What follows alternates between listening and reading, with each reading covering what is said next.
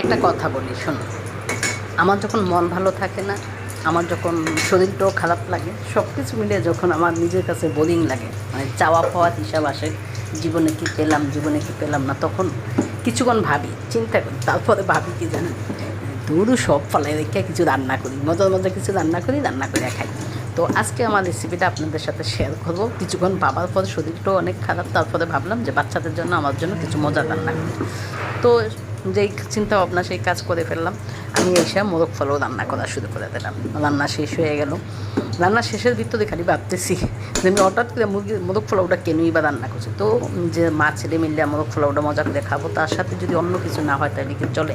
তো আমার চিকেন চাপ ছিল, চিকেন চাপ ভেজে নিলাম। আমার চিকেন চাপটা আমি আমার আগেই ফ্রিজে করা ছিল, চিকেন ছিল, তারপরে এই চিকেন চাপ করে রাখছে। তো এটা ডিম দিয়ে জালি কাবাবের মতো করে ভেজে নিলাম। তো 4 পিস একসাথে হয়ে গেছে। সবাই ভালো থাকবেন।